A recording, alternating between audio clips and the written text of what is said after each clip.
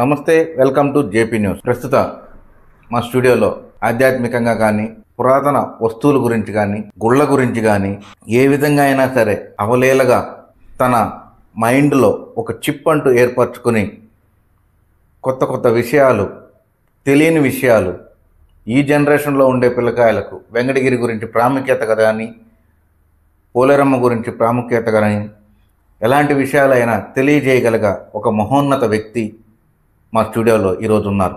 నమస్తే రవి గారు. నమస్తే సార్. బాగున్నారా? బాగున్నా సార్. వెంకటగిరిలో మీరు ఒక బ్రాండెడ్ నేమ్. ఏంటంటే ఏ విషయాలైనా సరే అవలేలగా రాసి పెట్టుకొని వాటి గురించి ఇంట్రెస్ట్గా తెలుసుకొని అది 10 మందికి తెలియజేసే వ్యక్తుల్లో మొదటి వ్యక్తి వెంకటగిరిలో మీరు ఒకరే మాకు కనిపిస్తున్నారు.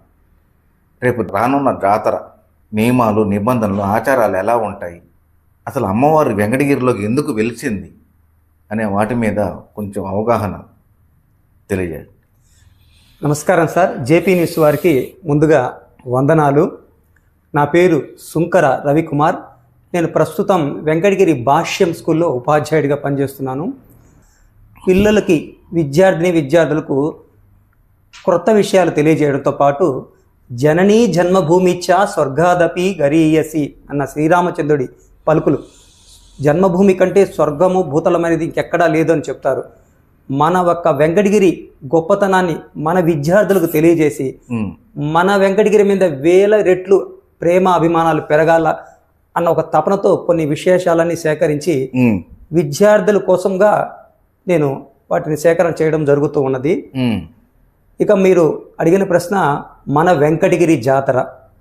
అందులో మీరు ప్రథమంగా అడిగిన ప్రశ్నలో ఒకటి ఏంటంటే, ముఖ్యంగా మన భారతదేశంలో, అందులో మన ఆంధ్రదేశంలో ప్రతి గ్రామంలో, ప్రతి ఊర్లో కూడా గ్రామ దేవతలను పూజించే సంప్రదాయం అనాదిగా వస్తుంది. దాన్ని ఆది మానవుడి కాలం నుంచి అటు తర్వాత రాజులు కూడా పోషిస్తూ వచ్చారు.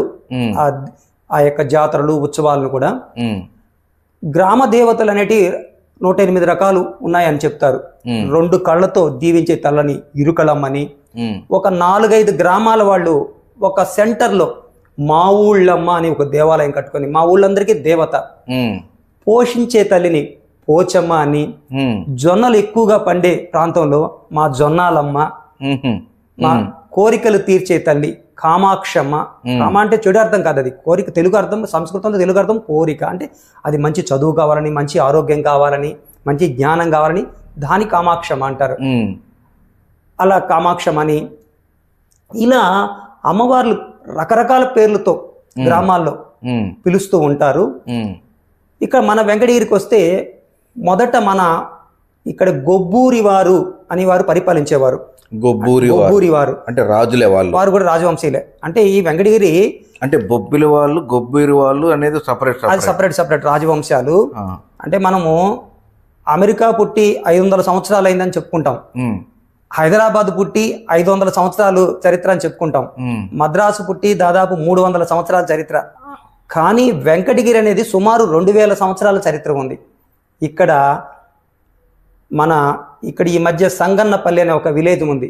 అక్కడ జైనులు సంగమం అయ్యేవాళ్ళు 1500 సంవత్సరాల ముందని కొన్ని శాసనాలు కూడా. అక్కడ నెమీనాథుడు అనే విగ్రహం, ఒక ఇల్లు తవ్వుతుంటే గుణాదులు బయటపడింది. అక్కడ ఆర్కియాలజీ వాళ్ళు వచ్చి అక్కడ కొన్ని శాసనాలు పరిశీలిస్తే, చెన్నై నుంచి వచ్చి 1500 సంవత్సరాల ముందు ఇక్కడ జైనులు సంగమం అయ్యేవాళ్ళు. అందుకే సంగన్నపల్లి జైనులు. ఆ తర్వాత దానికి తర్వాత రాజుకూటులు పరిపాలించారు దానికి ముందే. అటు తర్వాత చోళులు, పల్లవులు ఈ ప్రాంతాన్ని ఏలారు. ఈ ప్రాంతం అంతా కూడా ఈ రాపూర్ రోడ్ లో ఉండినట్టు ఊరు. అలా ఇప్పుడు ఉన్న వెలుగోటి వారికి ముందు గొబ్బూరి వారు, గొబ్బూరి నరసరాయలు, గొబ్బూరి రామరాయలు, గొబ్బూరి జగ్గరాయలు, గొబ్బూరి మాదిరాజు, ఆయన దుర్గం మీద కోట కట్టించింది. ఇటువంటి వారందరూ కూడా పరిపాలించారు గొబ్బూరి వంశీయులు. అప్పుడు కలిమిలి మన వెంకటగిరి పేరు. కలివేలమ్మ అంటే సంపదను సృష్టించే తల్లి అని కలిమిలి అనే పేరుతో కలిమిలి దుర్గం ఏర్పాటు చేశారు. దుర్గం మీద ఒక గుడి. ఇక్కడ కలిమిలి అనే ఒక గ్రామం. ఈ కైవల్య నదీ తీరంలో దాన్ని పూర్వపు రోజుల్లో గుంటమడుగు వాగు అనేవాళ్ళు. ఆ తర్వాత కైవల్య నది పేరు వచ్చింది. దానికి వేరే కారణాలు ఉన్నాయి, మరొక సందర్భంలో చెప్పుకుంటాం. గుంటమడుగు వాగు, ఆ వాగు పక్కన కలిమిలి అనే గ్రామం. అక్కడ సుమారు ఒక 900 సంవత్సరాల పూర్వమే కామాక్షి దేవి రుద్రేశ్వర స్వామి కలిగినటువంటి కాంపాలెం అక్కడ గొడ్డేరు అనే ఆ ఏరు ఒడ్డున ఒక గ్రామం, ఇట్ట 2 గ్రామాలుగా ఉండింది మన వెంకటగిరి సుమారు 1400 సంవత్సరం ఆ ప్రాంతంలో.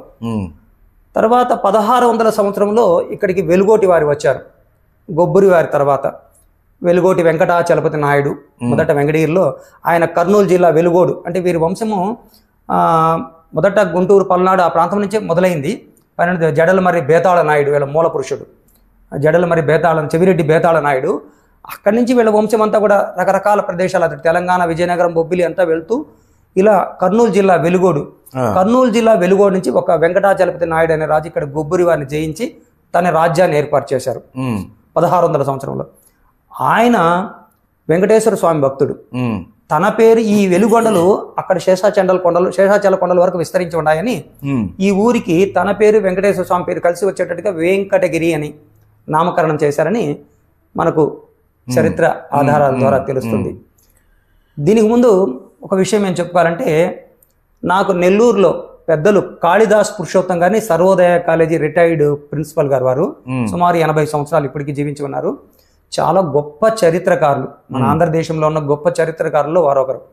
అనేక పరిశోధనలు చేస్తుంటారు, రాజులు, కళలు, కవులు, కవిత్వాలు, వీటన్నిటి మీద కూడా. అలాగే వారి శిష్యుడు ఎండి రసూల్ గారని గూడూరులో ఉంటారు, చాలా మంచి మేధావి. వారు శ్రీకాళహస్తిలో నాగరాజ జట్టి, గురజాల నాగరాజ జట్టి గారని, వారు కూడా ఈ మల్ల యుద్ధాల మీద ఎక్కువగా, అమ్మవార్ల మీద తంజావూరు లైబ్రరీ వెళ్ళి రీసెర్చ్ చేస్తూ ఉంటారు. అలాగే ఈతకోట సుబ్బారావు గారని నెల్లూరులో ఉన్నారు, వారు కూడా ఆంధ్రజ్యోతి పేపర్లో పనిచేసేవారు సబ్ ఎడిటర్గా. వారు కూడా గొప్ప జ్ఞాని. ఇటువంటి సన్మిత్రులు నాకు ఫ్రెండ్షిప్ అవడం నా అదృష్టం. వాళ్ళందరి దగ్గర వెళ్ళి నేను మన వెంకటగిరి విశేషాలు కొంత లోడి అడిగి తెలుసుకొని, ఎందుకంటే మా పిల్లలకి చెప్పాలి, నేను భావి భారత పౌరులు వారు తెలుసుకుంటేనే మన ఊరి మీద మంచి ప్రేమ భక్తి కలుగుతుంది అన్న భావనతో ఆ ఫ్రెండ్స్తో కొన్ని విశేషాలు అడిగి తెలుసుకొని సేకరించడం మొదలుపెట్టాను. ఇందులో మన వెంకటగిరిలో డాక్టర్ కమలాకర్ సాయి గారు అని ఉన్నారు, స్వర్గస్థులయ్యారు వారు. వారు కూడా మంచి జ్ఞాని, తెలుగు, సంస్కృతము, ఇంగ్లీషు, హిందీ భాషల్లో మంచి ప్రావీణ్యము, మంచి కవితా భావశైలి. వారిలో నేను చూసింది అలనాటి తిక్కన నన్నయ్య లాంటి గొప్ప కవుల యొక్క జ్ఞానం ఎలా ఉంటుందో ఆ గ్రాంధికంలో రాయడంలో, వారి సాన్నిహిత్యంలో అది కూడా తెలుసుకున్నాను. వారు కూడా ఈ అమ్మవార్ల మీద రీసెర్చ్ చేయడం జరిగింది. వారు చెప్పిన కథ ప్రకారం చూస్తే, ప్రతి పండుగకి మనకు మామూలుగా ఒక పురాణ కథ ఉంటుంది. ఆ కథలో మళ్ళా తత్వ రహస్యాలు ఉంటాయి. తత్వ రహస్యాలు మన జీవన విధానానికి సంబంధించినవి, ఆరోగ్య రహస్యాలు ఉంటాయి. ఈ 3 ఉంటే మనుషులు సుఖశాంతులతో, ఆరోగ్యంతో, సంపదతో, ఆహ్లాదకరంగా, ఎటువంటి ఈర్ష్యలు, భావద్వేషాలు లేకుండా మనిషి జీవించవచ్చు. ఉదాహరణకి రామాయణ కాలంలో రాముడికి లక్ష్మణుడికి ఒక కబడ్డీ ఆట పోటీ జరిగిందంట. రాముడు ఒక టీంకి కెప్టెను, లక్ష్మణుడు ఒక టీం కెప్టెను. రాముడు టీము ఓడిపోయిందంట ఘోరంగా, లక్ష్మణుడు టీము విజయం సాధించింది. కానీ అక్కడి నుంచి అయోధ్య నగరంలో ప్రవేశిస్తుంటే రాముడు నవ్వుతూ వెళ్తున్నాడంట. రాముడేమో ఓడిపోయాడు, లక్ష్మణుడు గెలిచాడు, కానీ లక్ష్మణుడు దుఃఖిస్తూ వెళ్తున్నాడు. రాముడు ఓడిపోయాడు కానీ ఆనందంతో ఎగిరి గంతేస్తూ వెళ్తున్నాడు. లక్ష్మణుడు ఏడుస్తూ వెళ్తున్నాడు. అక్కడ టీంలో వాళ్ళకి అర్థం కాలేదు. రామాయ, నువ్వు ఎందుకయ్యా ఎగిరెగిరి గంతేసి నవ్వుతున్నావు, మనం ఓడిపోయినామంటే, నాకంటే నా తమ్ముడు గెలిచాడు, నాకు అది భలే ఆనందంగా ఉంది. లక్ష్మణ, మనం గెలిచామయ్యా, ఎందుకు నువ్వు ఏడుస్తున్నావు అంటే, మా అన్న పురుషోత్తముడు, ఆయన నా చేతిలో ఓడిపోవడం ఏంటి, ఓడిపోకూడదు, మా అన్న ఎప్పుడు విజయం పై స్థాయిలో ఉండాలి. అది ఆ రోజుల్లో అన్నదమ్ముల బంధం. లేదు, అటువంటి ఆరోగ్య తత్వ రహస్యాలు మన పూర్వీకులు చెప్పేవారు మన కథల్లో. అటువంటి భావన ఉండాలి. ఈరోజు అవి లేకపోవడం, ఆ రామాయణ, భారత, భాగవత కథలు చెప్పేవాళ్ళు లేకపోవడం వల్లే ఈ రోజు అన్నదమ్ముల హత్యలు జరుగుతున్నాయి, అక్క చెల్లెలు ఆస్తుల కోసం కొట్లాడుకుంటున్నారు, వీధిని పడి పరువులు తీసుకుంటున్నారు, భార్యాభర్తలు నిలకడగా కాపురాలు చేయటం లేదు. వీటన్నిటికీ ప్రధాన కారణం మన పురాణ చరిత్రలు కరెక్ట్గా విద్యార్థులకి ఇన్పుట్ చేయకపోవడం వల్లే. అందులో సందేహం. అవి చిన్నప్పుడే ఆ భావజాలాన్ని కానీ నాటితే ఎప్పుడు ఆస్తుల కోసం, అంతస్తుల కోసం కొట్లాడుకోకుండా ఆప్యాయంగా జీవించగలుగుతారు. మన పండుగలలో ఉన్న రహస్యాలు కూడా ప్రధానంగా అవే. ఇక పోలేరమ్మ తల్లి జాతర విషయానికి వస్తే, పొలి దేవతనే పోలేరు. పొలి అంటే బౌండరీ లైన్, ఊరి చివరిలో సరిహద్దుల్ని పొలి అంటారు. పొలి దేవతనే పోలేరమ్మ. ఊరిలోకి దుష్ట శక్తులు ప్రవేశించకుండా కాపాడే తల్లి, దుష్ట శక్తులు అంటే పవర్ ఈ రోజుల్లో మనకు వైరస్లు, ఈ మధ్య కరోనా వైరస్ చూసాం, పాత రోజుల్లో ఈ కలరా వ్యాధి అనే వైరస్, రకరకాల వైరస్లు ఉన్నాయి, లక్షలాది రకాల వైరస్లు, లక్షలాది రకాల వ్యాధులు మనకు సృష్టిస్తున్నాయి. వీటి నుంచి రక్షణ పొందడానికి ఒక పోలేరమ్మ, అది మనకు పురాణ కథలు ఏంటంటే పరమశివుడు కైలాసం వదిలి దక్షిణ భారతదేశానికి వచ్చాడంట. వచ్చినప్పుడు ఆయనకి చిటికి నేల నుంచి చెమట కారి, చెమట బిందువు నేల మీద పడితే దాంట్లోంచి ఒక శక్తి ఉద్భవించింది. నాకు ఆకలి ఆకలి ఆకలి అంటూ ఉంటే అప్పుడు పరమశివుడు నువ్వు గ్రామం పొలిమేరలో ఉండి రక్షిస్తూ ఉండు, నీకు కావాల్సిన ఆహారాన్ని తీసుకొచ్చి వాళ్ళు అందిస్తూ ఉంటారు అని చెప్పడం జరిగిందంట. అలా పోలేరమ్మ తల్లి అనేది వచ్చిందనమాట. ఇక ఒక్కొక్క గ్రామంలో ఒక్కొక్క పంటలను వాళ్ళు పండే వాతావరణానికి పంటలను బట్టి కానీ, ఆ గ్రామంలో ఉన్న పరిస్థితులను బట్టి కానీ అమ్మవార్లు అనేటివి మన ఋషీశ్వరులు మనకు ఆ సంపదని, ఆ సంస్కృతిని అందించారు. తద్వారా మనం ఆరోగ్యంగా జీవించడం కోసము. అంటే మీరు చెప్పిన లెక్క ప్రకారం ఒక విధంగా అనుకుంటే పోలేరమ్మ పొలిమేరల్లో ఉండే వాళ్ళని రక్షిస్తుంది అంటే పొలిమేర ఇప్పుడు మనకు అక్కడ ఉద్భవించింది. వస్తాను సార్, అక్కడికే వస్తాను. పొలిమేర అంటే దుష్టశక్తుల్ని గ్రామంలోకి రానికుండా కాపాడే దేవత, అక్కడికే వస్తాను. ఇక మన వెంకటగిరి పోలేరమ్మ జాతర విషయానికి వస్తే, మన వెంకటగిరి మీకు ముందుగా చెప్పాను, కామాక్షి దేవి రుద్రేశ్వర స్వామి కలిగిన కాంపాళెం, అక్కడ ఒక గ్రామం ఉన్నింది. ఇటు కలిమిలి పేరుతో కలివేలమ్మ గుడి ఉంది. ఆ వీధి మొత్తం, ఇక్కడ ఈ తూర్పు వీధి, రాజవీధి అన్ని కూడా పొలాలే, ఒకప్పుడు పొలాలే. అక్కడ గ్రామ చివరలో వెంకటగిరి చెరువు ఉంది. ఆ చెరువు తూము వద్ద అక్కడ మొదట కలరా వ్యాధి వ్యాపించింది 1650 ఆ ప్రాంతంలో. అప్పుడు వెంకటగిరి సంస్థానం ఇక్కడ లేదు, ఇక్కడ 1750 నుంచి ఇప్పుడున్న కోటలు. మొదట కాంపాళెం అక్కడ ఒక గ్రామం ఉన్నింది. అప్పుడు అక్కడ ఈ కలరా వ్యాధి విజృంభించడం వల్ల ఈ మన యొక్క అప్పట్లో మనకు ఋషీశ్వరులు వీళ్ళు ఎక్కువగా ఉండేవాళ్ళు, మునీశ్వరులు వీళ్ళందరూ కూడా, వీళ్ళ సలహా మేరకు గ్రామ దేవతని ప్రతిష్ఠించి చెరువు తూము వద్ద ఒక బండరాయికి పసుపు పూసి అక్కడ చిన్న గ్రామ దేవత ఉత్సవంగా దీన్ని ప్రారంభించారు. ఇది ప్రారంభించింది మొదట అక్కడి గ్రామ ప్రజలే, ముఖ్యంగా అక్కడ హరిజనులు, మిగతా ఊరు వారు అందరూ కూడా. ఇక్కడ అమ్మవారి ఇక్కడికి వచ్చేటప్పటికి అందరూ కులాలందరూ ఒకటి అయిపోయేవాళ్ళు. మా కులం అనేది ఏం లేదు ఆ రోజుల్లో. వాళ్ళు ఎక్కువగా పార్టిసిపేట్ చేశారు, వాళ్ళు కూడా హరిజనులు ఎక్కువగా పార్టిసిపేట్ చేశారు. అక్కడ తూము వద్ద పూజలు చేశారంట. చేసి అక్కడ జాతర ప్రారంభమైంది మొదట. ఈ జాతర ప్రారంభం అవడానికి కారణం ఏంటంటే మన నెల్లూరు మండలం, అప్పట్లో ఇప్పుడు జిల్లా అనేవాళ్ళు, అప్పుడు మండలం అనేవాళ్ళు. నెల్లూరు మండలం పూర్వపు రోజులు బ్రిటిష్ కాలంలో నెల్లూరు మండలంలో మొత్తం తీవ్రమైన కరువు ఏర్పడిందంట. కరువుకి అడవుల్లోకి వెళ్ళి పండ్లు ఆకులు కూడా తింటూ వచ్చారు. బియ్యం దొరక్క, రైస్ దొరక్క, అంత దీనస్థితి. చాలామంది ఆకలితో కూడా చనిపోయారంట రోడ్ల మీద పడి. ఆ చనిపోయినప్పుడు వాటిలోంచి మృతదేహాల నుంచి వచ్చినటువంటి వైరస్ ఏదైతే ఉందో వ్యాపించి ఈ కలరా వ్యాధి విజృంభించింది. ఈ రాష్ట్ర వ్యాప్తంగా విజృంభించింది, ఎక్కువగా మన నెల్లూరు మండలంలో, అలా వెంకటగిరిలో కూడా. అప్పుడు గ్రామ దేవతల ఉత్సవాన్ని, గ్రామ దేవతలను శాంతింపచేస్తే ఇది తగ్గుతుంది అని పెద్దలు సలహా తీసుకుని అక్కడ గ్రామ ప్రజలు ఈ జాతరని ప్రారంభించారు మొదటగా. ఆ తర్వాత ఈ మన వెంకటగిరి సంస్థానాధీశులు మన వెంకటగిరి పాతకోట అనే ప్రాంతంలో ఉన్నది. ఇప్పుడు పాతకోట అంటాం, ఆంజనేయ స్వామి గుడి ఎంట్రన్స్. అక్కడి నుంచి రాజాగారి కోట, ఇప్పుడు కన్నికా పరమేశ్వర టెంపుల్ దాని బ్యాక్ సైడ్ ఉండిందంట పూర్వపు రోజుల్లో కోట అంతా కూడా. అక్కడ రాజులు వచ్చి రాజుల్ని వేడుకున్నారు, ఈ జాతరకి మీ వంతు సహకారం అందించాలా, ఇక్కడ ఈ జాతర చేయడం వల్ల వ్యాధులు తగ్గిపోతుంది. అప్పుడు రాజావులు వారు కూడా విశ్వాసంగా అమ్మవారికి పూజలు జరిపించి వారు చేయాల్సిన సహాయాన్ని అప్పటి నుంచి ఇప్పటి వరకు చేస్తూ వస్తున్నారనమాట. ఇలా వెంకటగిరి జాతర అనేది మొదట ప్రారంభమైంది. ఇలా ప్రారంభమైన జాతర, ఈ జాతర అనేది ప్రతిసారి రెగ్యులర్గా కూడా చేసేవాళ్ళు కాదు. ఏదో 2 సంవత్సరాలకు ఒకసారి లేదా ఆ కలరా వ్యాధి విజృంభించిన సమయంలో జరుపుతూ వస్తూ ఉన్నారు. ఆ తర్వాత 1750 నుంచి చిన్న జాతరగానే స్టార్ట్ అవుతూ వచ్చింది. వెలుగోటి వంశీయులు సుమారు 1770 ఆ ప్రాంతంలో అక్కడి నుంచి పాతకోట నుంచి ఇక్కడికి షిఫ్ట్ చేశారు. కొన్ని కారణాలు ఉన్నాయి, వేరే అవి మరో సబ్జెక్టులో చెప్పుకుంటాం. షిఫ్ట్ చేసినప్పుడు అప్పుడు రాజులకు కూడా గ్రామ దేవత మీద ఒక ప్రగాఢ విశ్వాసం ఏర్పడింది.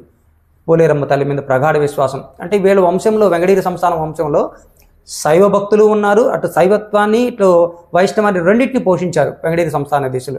రెండింటిని సమభావంతో పోషిస్తూ వచ్చారు. అటు తర్వాత పోలేరమ్మ మీద కూడా విశ్వాసం ఏర్పడింది. పోలేరమ్మ మీద కూడా విశ్వాసం ఏర్పడి రాజాగారి కోటలోనే పోలేరమ్మ ఒక రూపాన్ని వారు పసుపు కుంకుమలతో చేసి ఆ త్రిశూలం పెట్టి పూజించడము, అక్కడ జాతరకి వారి వంతు సహాయం చేయడం జరుగుతుంది. తర్వాత ఈ రాజ సంస్థానాలన్నింటినీ కూడా ఇక్కడికి షిఫ్ట్ చేసిన తర్వాత అప్పుడు దీనికి హద్దుగా బొమ్మిడి కాలువ అని ఉంది. ఆ కాలువ ఒక హద్దుగా ఉన్నింది. అటు ఒక ఊరు, ఇటు ఒక ఊరుగా. అటు ఇప్పుడు మనకి బ్రిడ్జి అవతల ఒక ఊరు, ఆ బ్రిడ్జిల అవతల పాత ఊరు ఎలాగొనిందో అట్లా పాత ఊరు కొత్త ఊరు. ఆ బొమ్మిడి కాలువకు అవతల పాత ఊరు, ఈ పక్క కొత్త ఊరు. ఈ కొత్త ఊరికి సరిహద్దుగా ఒక శీతల రాయిని ప్రతిష్ఠించారు ఇప్పుడు 1750 ఆ ప్రాంతంలో. దానికి కూడా ఇక్కడ మన సదాశివచారి అని ఒక మహిమానితుడైన శిల్పి ఆచారి, ఆయన మంచి మంత్రశక్తి కలిగిన వాడు, నిష్ఠాగరిష్ఠుడు అనమాట. ఆయన బీజాక్షరాలు చెక్కి ఓం హీం ఓ దుష్ట శక్తులారా గ్రామంలోకి ప్రవేశించకండి అని ఆ రాయి మీద చెక్కించి కేవలం ఆ శీతల రాయిని మాత్రం అక్కడ ప్రతిష్ఠించి అక్కడ జాతర చేయడం మొదలు పెట్టారు రాజులు. అక్కడ ఇక్కడ జరిగితే అక్కడ కూడా జరుపుతూ ఉండేవాళ్ళు, కానీ ఇక్కడ రాజుల ప్రభావంతో ఇక్కడ జరపడం మొదలు పెట్టారనమాట. అలా వెంకటగిరి జాతర క్రమేణా పెరుగుతూ వచ్చిందనమాట. అంటే ఆ శీతల రాయినే అమ్మవారుగా శీతల రాయి ఎంచుకొని అక్కడే వాళ్ళు పూజలు చేయడం. అంటే మనకు శీతల యాగం అనేది ఒకటి ఉంటుంది. మనకు ఋగ్వేదంలో మన మంత్రాలు ఉంటాయి. అంటే ఏదైనా ప్రకృతి ప్రకోపించినప్పుడు అది వరదలు కావచ్చు, తుఫాన్లు కావచ్చు, భూకంపాలు కావచ్చు, ఇలాంటి వైరస్లు కావచ్చు, వాటిని శాంతింపజేయడానికి కూడా మన వేదములో మంత్రాలు ఉన్నాయి. వాటిని శీతల మంత్రాలు అంటారు, చల్లబరిచే మంత్రాలు. ఆ మంత్రాలతో యాగం చేయడాన్నే శీతల యాగం అంటారు. అంటే ఆ వ్యాధుల్ని చల్లబరిచే దేవత కాబట్టి శీతల రాయి అని అన్నారు దాన్ని, శీతల రాయి అని. అలా మంత్రదీక్షతో అక్కడ ప్రతిష్ఠింపజేయించారు ఆచార్య చేత చెక్కించి. ఆ తర్వాత దానికి మన వెంకటగిరిలో పూర్వపు ఉపాధ్యాయులు విఎన్ శాస్త్రి గారు, వాళ్ళ తండ్రి గారు కూడా దానికి కొంత మంత్రోచ్చరణ, వేదాలు అన్నీ చేయించారు. అక్కడ పూజలు చేయించడం జరిగిందంట. ఆ తర్వాత అక్కడి నుంచి మన జాతర క్రమేణా జరుగుతూ వచ్చింది. ఇది ఇలా చిన్న జాతరగా జరుగుతూ ఉన్నది. ఎప్పటి వరకు? 1919 వరకు. 1919లో మరొక్కసారి కలరా వ్యాధి ఈ ప్రాంతాన్ని అతలాకుతలం చేసేసింది. అందరూ కూడా అడవుల్లోకి వెళ్ళి ఐసోలేట్ అయిపోయారు. ఇప్పుడు మన ఐసోలేషన్ అంటాం, కరోనా వచ్చినప్పుడు అలా ఐసోలేట్ అయిపోయారంట. అడవుల్లోకి వెళ్ళి, అడవుల్లో దుర్గం మీద కోనమలేశ్వర కోన ఇటు కొండల్లోకి వెళ్ళి అక్కడ పొలంలో పంటలు తింటూ ఒక వారం 10 రోజులు కలరా వ్యాధి తగ్గిపోయింది వెంకటగిరిలో అన్నప్పుడు మళ్ళీ వెంకటగిరిలోకి వచ్చేవాళ్ళంట. చాలా మంది వెళ్ళిపోయారంట అట్లా ఊర్లు వదిలేసి అక్కడే ఉండి. 1919లో ఆ పరిస్థితి ఏర్పడింది. ఆ సమయంలో వెంకటగిరిని పరిపాలిస్తున్నటువంటి 29వ తరం రాజావారు శ్రీ శ్రీ శ్రీ గోవిందకృష్ణ యాచంద్ర వారు ఇప్పుడు మనకు రాజాగారి నగరికి ఎదురుగా స్టాచ్యూ ఉంది. వారి కుమారులు, ప్రథమ కుమారులు, వారు 1879, 1937 కాలంలో ఉన్న రాజావారు గోవిందకృష్ణ యాచంద్రబాబు వారు ఏం చేశారంటే వెంకటగిరికి అష్టదిక్కులు కూడా శీతల రాణి ప్రతిష్ఠించారు. అష్టదిక్కులు కూడా మొత్తం. ఇటు కాశీ తోట ఉంది మనకు దక్షిణ దిక్కులో, కాశీ తోట దగ్గర ఒక పోలేరమ్మ రాయి ఉంటుంది.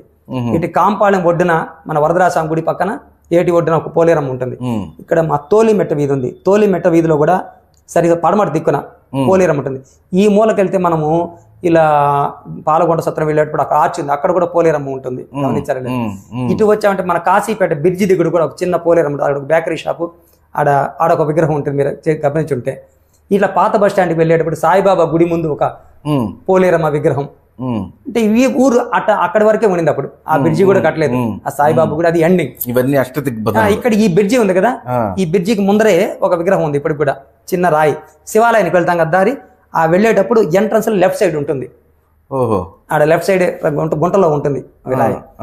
ఇలా అష్టదిక్కులు కూడా చేసి అష్టదిగ్బంధం గావించి అమ్మవార్లకి పూజలు జరిపించి చుట్టూ మామిడి తోరణాలు, ఇది వేప తోరణాలు, వైరస్ అనేది స్మాష్ చేస్తుంది. వైరస్ని, వేపాకులో ఉన్న గుణం, ఆ వేప మండలు కట్టించేసి ఊరి చుట్టూ కూడా ఈ జాతరని అత్యంత వైభవంగా జరిపించారు గోవిందకృష్ణ యాచంద్ర గారు. జరిపిన 4 రోజుల తర్వాత కలరా వైరస్ అనేది లేదు, ఏ ఒక్కళ్ళు కలరా లేదు, అసలు పెట్టబోయిందో తెలియదు. అప్పటి నుంచి ఒక ప్రగాఢ విశ్వాసము వెంకటగిరి సంస్థానాధీశులకు కావచ్చు, వెంకటగిరి ప్రజలకు కావచ్చు, పోలేరమ్మ మీద ఒక ప్రగాఢమైనటువంటి విశ్వాసం ఏర్పడింది. అప్పటి నుంచి మరి ఈ జాతరను చాలా వైభవంగా జరిపిస్తున్నారు గత 124 సంవత్సరాల నుంచి. అంతకుముందు జాతర జరిగేది, అది ఒక చిన్న జాతరగా ఉండేది. ఈ 124 సంవత్సరాల నుంచి ఈ 104 సంవత్సరాలు 1919 చాలా వైభవంగా ఈ జాతర జరగడం జరుగుతుంది. ఇక జాతర నాకు ఇప్పుడు మీరు చెప్పిన దాంట్లో చిన్న డౌట్ వచ్చింది. చెప్పండి సార్. వెంకటగిరికి కలిమిలి అనేది ఒకటి వచ్చింది, ఇది పేరు పెట్టారని చెప్పారు. అక్కడ దాకా రాజులు పరిపాలించండి వెంకటగిరి అనేది వచ్చింది. కలివేలమ్మ కూడా పోలేరమ్మకు ముందు కలివేరమ్మ గుడి ఏర్పడి ఉన్నదని మీరు చెప్పిన దాంట్లో నాకు ఇప్పుడు కొంచెం అనుభవం తెలిసి వచ్చింది. ఆ అమ్మవారి గుడి, ఆ అమ్మవారిని ఎందుకు ఎంచుకోకుండా, జాతర చేయకుండా, ఆమెను ఎంచుకోకుండా ఈమెను ఎందుకు? మంచి ప్రశ్న అడిగారు సార్. కలిమిలి అంటే సంపద. ఆమెను కేవలం సంపదను సృష్టించే తల్లి, అంటే ఆర్థికంగా డెవలప్ చేసే తల్లి. పోలేరమ్మ అంటే దుష్టశక్తులను ఆపే తల్లి. ఇప్పుడు పరిస్థితి ఏమైంది? కలరా వ్యాధి అనేది వచ్చింది. కలరా వ్యాధి అనేది నుంచి ముందు మనం బ్రతకాల, ఆ తర్వాతే సంపద. ముందు మనం జీవించాలి కదా. అందువల్ల వీళ్ళిద్దరిని అక్కా చెల్లెళ్ళు అన్నారు. ఇద్దరిని సమపోషణలో చూస్తూ వచ్చారు. కలివేలమ్మ ఉత్సవాలు కూడా 9 రోజుల పాటు సంస్థానాధీశుల ఆధ్వర్యంలో స్వాతంత్రానికి పూర్వం. కానీ ఇప్పుడు అంతగా జరగటం లేదంటే జమీందారీ వ్యవస్థ పోయిన తర్వాత, జమీందారీ వ్యవస్థ ఉన్నంతకాలం చాలా వైభవంగా జరిగినాయి వెంకటగిరిలో. మన చరిత్ర పుస్తకాలన్నింటిలో ఆధారాలు ఉన్నాయి. వెంకటగిరిలో వేడుకలకు వెంకటగిరి అనేవాళ్ళు. ఈ ఊరి పేరు వేడుకలకు వెంకటగిరి. 9 రోజుల పాటు చైత్ర మాసంలో శ్రీరామనవమి ఉత్సవాలు సంస్థానాధీశుల ఆధ్వర్యంలో అద్భుతంగా జరిగేది. వినాయక చవితికి పెండ్లి మండపం ఉత్సవాలు అనేసి పాత బస్టాండ్ దగ్గర వైభవంగా జరిగేది. వరదరాజస్వామి ఉత్సవాలు 9 రోజుల పాటు ఒక మాసంలో జరిగేది. అలాగే జ్యేష్ఠ మాసంలో కాశీ విశ్వనాథ స్వామి ఉత్సవాలు 11 రోజుల పాటు వైభవంగా జరిగేది. దసరా ఉత్సవాలకి కలివేలమ్మ ఉత్సవాలు దసరా 9 రోజుల పాటు చేస్తూ మన ఇక్కడ కాశీ తోట దగ్గర ఏనుగుల పోటీలు, గుర్రాల పోటీలు, మల్ల యుద్ధ పోటీలు, పోలో, సైకిల్ పోలో, ఈ క్రీడలన్నింటినీ కూడా అద్భుతంగా నిర్వహించేవారు. క్రీడల సంస్కృతిని మనం రాబోయే చెప్పుకుంటాము. ఇలా ప్రతి నెల 9 రోజులు వెంకటగిరిలో ఉత్సవాలు జరిగేది. ప్రతి నెల ఏదో ఒక ఉత్సవాలు 9 రోజులు అది సంస్థానాధీశుల ఆధీనంలో జరిగేది. జమీందారీ వ్యవస్థ రద్దయిన తర్వాత ఇవన్నీ క్రమేణా కాలానుగుణంగా ఇప్పుడు ఉండే రాజులు కూడా ఇప్పుడు ఉండే కోటలో ఉండే రాజులు వాళ్ళు కూడా జమీందారులే కదా. జమీందారులే, కానీ వాళ్ళ ఆధీనంలో లేదు కదా, అంతా దేవాదాయ శాఖ పరిధిలోకి వెళ్ళిపోయినాయి. మీరు అడగాల్సిన కలివేలమ్మ సంబంధించిన గుడి దేవాదాయ శాఖలోకి వెళ్ళలేదు. ఉంది, దేవాలయ శాఖలోనే ఉంది. లేదు కానీ గ్రామ ప్రజలు గ్రామ దేవతను వాటికి దేవాదాయ శాఖలోకి వాళ్ళకి రాజులకి అప్పుడు ఒక బాధ్యత ఉన్నింది. వాళ్ళ ఆధీనంలో ఉన్నింది కాబట్టి పరిపాలన, ఆ బాధ్యత అప్పుడు ఉన్నింది. ఆ బాధ్యత వాళ్ళు నిర్వహించారు. వాడు ఉన్నంత కాలం ఆ బాధ్యత, మీరు ఉన్నంత కాలం ఈ జేపీ న్యూస్ ని నిర్వహిస్తారు. మీ తర్వాత వచ్చేవారు కూడా అంతే బాధ్యతగా నిర్వహించాలంటే అది మీరు కోరుకుంటారు. జరగచ్చు, జరగకపోవచ్చు, అంతే. అంటే యాక్చువల్ గా అయితే కలివేలమ్మ సంపదను సృష్టించామని కూడా ఒక జాతర చేయాల్సిందే. కానీ అది గ్రామ ప్రజలే జరుపుతున్నారు. ఇప్పుడు పోలేరమ్మ జాతర కూడా రాజులు జరపడం లేదు, పెద్దగా దృష్టికి పోవట్లేదు. ఇప్పుడు పోలేరమ్మ జాతర కూడా ఎవరు జరుపుతున్నారు? దేవాదాయ శాఖ అధీనంలోనే. కానీ రాజుల ప్రోత్సాహం వాళ్ళు ఎంతవరకు ఉండాలి అంతవరకు ఉంది, వాళ్ళ లిమిట్స్ వరకు ఉంటుంది. దేవాదాయ శాఖ కదా జరుగుతుంది, సేమ్ అంతే. కాలానుగుణంగా మార్పులు వస్తూ ఉంటాయి. ఇక ఈ జాతర జాతము అంటే జత అంటాం. జత అంటే భిన్నమైనది, 2 కంటే ఎక్కువైనది. మనం ఇంతకుముందు చెప్పుకున్నాం పండుగకి జాతరకి తేడా ఏంటి అని. పండుగ అనేది మన కుటుంబంలో వరకే, మన కుటుంబ పరిధి వరకే బంధుమిత్రులతో జరుపుకుంటాం. జాతర అనేది గ్రామ ప్రజలందరూ కలిసి ఒక ప్రదేశంలో పొంగళ్ళు పొంగించుకునేవాళ్ళు, ఒక ప్రదేశంలోనే వాళ్ళు వంటలు చేసుకునేవాళ్ళు. పండుగకి ఎవరింట్లో వాళ్ళు చేసుకుంటారు వంటలు, పొంగళ్ళు పొంగించుకుంటారు. దేవుడి దగ్గర, దేవుడి పటాల దగ్గర పెట్టుకుని వాళ్ళ ఇంట్లో పెట్టుకుంటారు. గ్రామ దేవతకి గ్రామ ప్రజలందరూ వచ్చి ఆ అమ్మవారికి దగ్గరే, మనం ఇప్పటికీ గ్రామాల్లో చూస్తుంటాం అంకమ్మ కొలుపుల దగ్గర. అలా జతలుగా కలిసి జాతరని జరుపుకుంటారన్నమాట, ఈ జాతరలు అనమాట. ఇక జాతర అంటే కేవలం ఇది మాంసాహారులు ఎక్కువగా జరుపుకునేటి. తిరునాళ్ళు అంటే మళ్ళీ ఇవి వేరే వైష్ణవ సంప్రదాయానికి సంబంధించినవి ఉంటాయి ఎక్కువగా. వైష్ణవమైన శైవమైనా సరే అవి ఒక మాంసాహారం లేకుండా ఎట్లా ఉంటాయి. ఈ జాతర అనేది కూడా సామాన్యులు జరుపుకునేది అనమాట. ఇలా ఈ జాతర అనే పదం వచ్చింది. ఇప్పుడు ఈ జాతరలో ప్రతి ఒక్కరు పొంగళ్ళు పెట్టుకుంటారు, మొక్కుబళ్ళు కోరికలు తీర్చుకునేదాన్ని కోరుతారు. ఆ కోరికలు కోరుకునేటప్పుడు నీకు జంతు బలి ఇస్తానమ్మా అని అంటారు. అవును, జంతు బలి ఇస్తేనే ఆమె కోరికలు ఇచ్చేదా, లేకుంటే ఆమెకు జంతు బలి అంటే ఇష్టమా? పురాణాల్లో అయితే ఎక్కడ బలులు ఇవ్వండి అనేది లేదు. పురాణాల్లో ఏ పురాణం చదివి మీరు రామాయణం చదవండి, మహాభారతం చదవండి, భగవద్గీత చదవండి, బలులు ఇవ్వండి అని ఎక్కడా లేదు. ఇది ఒక అమాయకత్వంలో ఉంచి వచ్చినటువంటి సంస్కృతే. దీని ఒక అమాయకత్వం. కానీ మాంసాహారం అనేది కూడా ఒక జీవిని ఇప్పుడు చెట్లు కూడా ప్రాణం ఉన్న జీవులే, మొక్కలు కూడా ప్రాణం ఉందని మన జగదీష్ చంద్రబోస్ తెలిపారు కదా. మొక్కలకు కూడా ప్రాణం ఉందని. మరి ఆ వంకాయలకు చెట్లు ఉంటుంది, బెండకాయ చెట్లకి ఉంటుంది. మరి వాటిని కూడా కోసుకొని మనం తింటున్నాం కదా. మొక్కలకు కూడా ప్రాణం ఉందని జగదీష్ చంద్రబోస్ చెప్పారు కదా.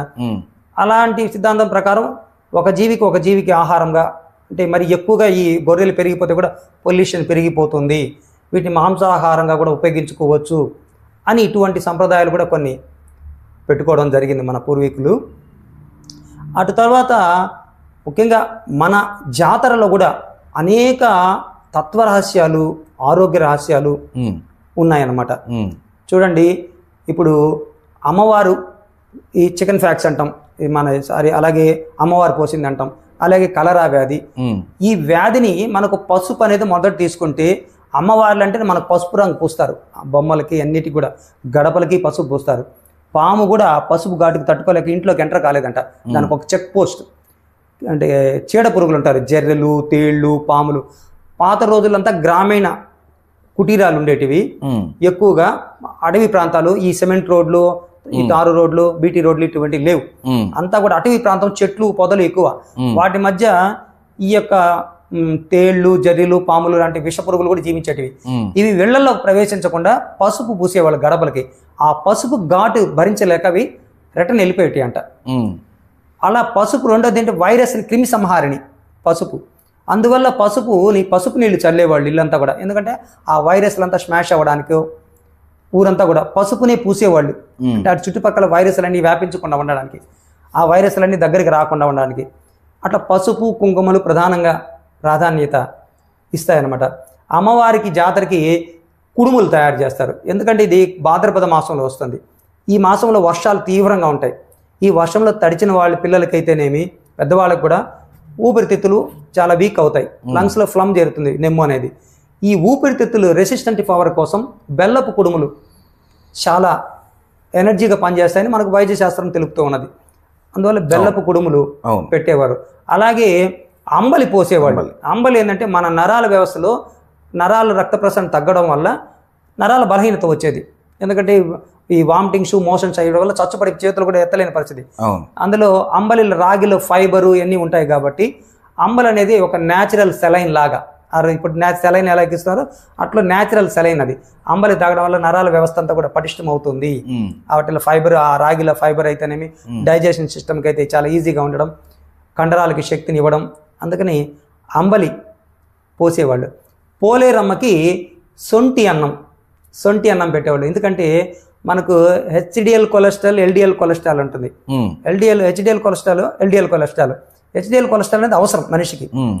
అది ఏంటంటే లోపల ఉన్న బ్యాక్టీరియా అంతా, చెడు పదార్థాలంతా తినేస్తుంది ఆ బ్యాక్టీరియా. ఎల్డిఎల్ కొలెస్ట్రాల్ అనేది పెరిగితే వాళ్ళకి హార్ట్ అటాకులు, కిడ్నీ జబ్బులు ఇవన్నీ రావచ్చు. ఎల్డిఎల్ కొలెస్ట్రాల్ పెరగడానికి బ్యాక్టీరియా అవసరం కడుపులో. చెడునంత మాంసాహార ప్రియులంతా కూడా ఈ పేగుల్లో మాంస వ్యర్థాలన్నీ పెరుక్కో ఉంటాయి. ఆ మాంస వ్యర్థాలన్నిటి కూడా క్లీన్ చేసే శక్తి ఈ బ్యాక్టీరియాకు ఉంటుంది. ఆ పులిసిన పులుపు, ఆ పులుపులో ఆ సొంటి, అందులో సొంటి మెడిసిన్ ఈ పులుపులో. అందుకని సొంటి అన్నం సంవత్సరానికి ఒక్కసారి అని తినండి, అది కడుపుకి యాంటీబయాటిక్ లాగా పనిచేస్తుంది. పేగులన్నీ, చిన్న పేగులు, పెద్ద పేగులు క్లీన్ చేస్తుందని మన ఆయుర్వేద వైద్య నిపుణులు కూడా ఎంతోమంది, నేను కూడా అడగడం జరిగింది. అలా ఆ సొంటి అన్నం అనేది మన పూర్వీకులు, ఆ సొంటి అన్నం అనేది పెద్దగా ఎవరు పెట్టుకోవట్లేదు. ఇప్పుడు పెట్టుకోవటం లేదంటే ఇప్పుడు జనరేషన్కి అలవాటు చేయటం లే. అదేం తినేది ఏంటంటే ఈ ఫాస్ట్ ఫుడ్లు వచ్చిన తర్వాత వీటికి అలవాటుపోయాయి. కానీ పెద్దవాళ్ళు పెట్టేవాళ్ళు, మనకు పెద్దలు పెట్టి తినిపించేవాళ్ళు. ఎందుకంటే మాంసాహారం తినే వాళ్ళందరూ కూడా తింటే చాలా ఆరోగ్యానికి మంచిది, ఈ గ్యాస్ట్రిక్ ట్రబుల్ కానీ. ఎందుకంటే మనకు వాగ్భటాచార్యులని సుశ్రుతుడి యొక్క శిష్యుడు ఆయన, 2000 సంవత్సరాల ముందు. ఆయన 150 సంవత్సరాలు జీవించాడు. 116 సంవత్సరాలు రీసెర్చ్లు చేశాడు 1,50,000 ముక్కల మీద. ఆయన చెప్తారు, వాళ్ళ వాగ్భటాచార్యం గ్రంథంలో ఉంది, పొట్టకు సంబంధించే 103 రకాల వ్యాధులు వస్తాయంట. పొట్టకు సంబంధించి ఈ కిడ్నీలో ఇన్సులిన్ ఆగిపోతే షుగర్ వ్యాధి కావచ్చు, చిన్న పేగులు, పెద్ద పేగులు సంబంధించిన gastric trouble, LCD, digestion system చూస్తున్న 14 రకాల వాయువులు ఉంటాయి. ఉదరాగ్ని, కోదాగ్ని, మందాగ్ని. ఇవి చల్లబడిపోవడం వల్ల వచ్చే డైజెషన్ ప్రాబ్లమ్స్, వీటన్నిటి మీద ఆయన వైద్య శాస్త్రంలో రాశారు. ఈ వ్యాధులన్నిటికి కూడా మనం పొట్టని మనం తినే ఆహార పదార్థాలకి తిరిగి క్లీనింగ్ చేసుకోవాలి, మనం రీఫ్రెష్ చేసుకోవాలి. మన పూర్వీకులు ఈ ఆహార పదార్థాలు పెట్టారు, ఏ పండుగలు ఏం తింటే మంచిది అని. వైద్య శాస్త్రం కూడా ఒప్పుకుంటుంది దాన్ని, ఆధునిక వైద్య శాస్త్రం కూడా వాటిలో ఉన్న ఆరోగ్య రహస్యాలు ఒప్పుకుంటుంది. కానీ ఇక్కడ మనం ఫ్యాషన్ మోడల్లో పడిపోయి ప్రోత్సహించడంలో పెట్టేవాళ్ళు తగ్గిపోతున్నారు. ఎందుకంటే ఈ రోజులు పెద్దవాళ్ళందరూ వృద్ధాశ్రమాలకు వెళ్ళిపోతున్నారు, భార్యాభర్తలు చూస్తే ఉద్యోగాల్లో బిజీ అయిపోతున్నారు, చెప్పేవాళ్ళు లేరు, వాటి గురించి వివరించే వాళ్ళు లేరు, తినిపించే వాళ్ళు లేక తగ్గిపోతున్నారు. అందువల్ల మీరు అన్నట్టుగా సొంటి అన్నం అనేది తగ్గుతుంది, అది పూర్తిగా తగ్గిపోయింది. నేనైతే ప్రతి సంవత్సరం వెంకటగిరిలో ఎక్కడ ఎవరు చేసినా వెళ్ళి అడిగి తెచ్చుకొని ఒక గ్లాసు తింటున్నాను.